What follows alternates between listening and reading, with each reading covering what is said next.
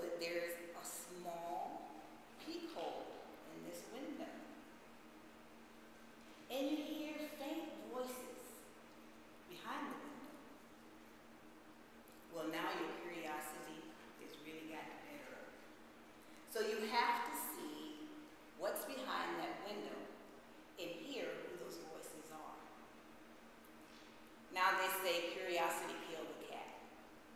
But you've decided you're going to be one dead cat because you got it.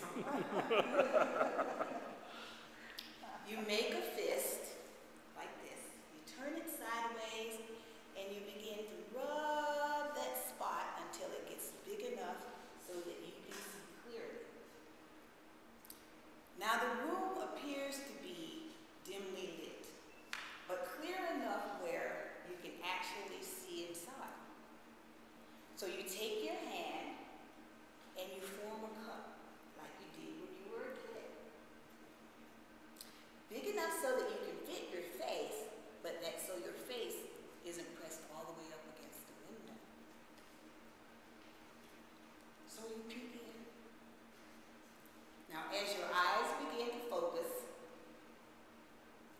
there seem to be two people there having an interview discussion. Now you can't tell whether the person being interviewed is a famous person or not, but you become very intrigued and you want to know the answers to the questions the woman is being asked. So you hear the interviewer ask her these questions. Phyllis, what did you want to be when you grew up? She answered, first I wanted to be an FBI agent, then a stewardess, as we know they're fondly called flight attendants these days. But hey, I was born under the sign of Gemini, so my ambition changed from week to week. What's your fondest memory? Was another question. Well, I was a tomboy when I grew up, so I like to beat boys at things. I won a huge marble tournament against all boy competitors. Another fond memory was that I was a Sunday school teacher and a Sunday school superintendent assistant. Those are two that come to mind at the moment. Now, what's your favorite soundtrack? She was asked. Well, I have to say, my favorite soundtrack is the sound of hearty laughter, of people having fun at whatever they're doing. Then she was asked, well, what's your wildest dreams? What else? Only to uncover the mysteries of the universe. Ain't that yours? Then she was asked, well, what's your most memorable accomplishments? Wow, that's a big one. I'd have to say it was the birth of my daughter. It was my college graduations, the commencement exercise for both my undergraduate and graduate degrees. But last, and surely not least, was getting my daughter through 12 years of school without any mishaps or catastrophes. She was asked, well, what challenges you?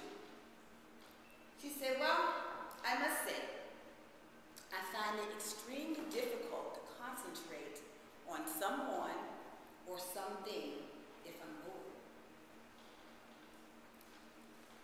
Well, what do you feel is life's hardest thing to grasp?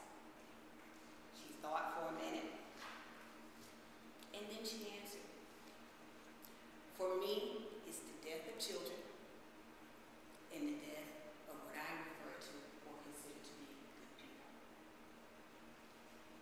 What habits do you have? She said, well, besides procrastination, I'm a huge pen napper and pencil napper, as well as I keep way too much paper. Then she was asked, well, what's your favorite day? To me, a favorite day is filled with the laughter of friends and family. Well, what are some of your life philosophies? You seem to have such interesting answers to my question.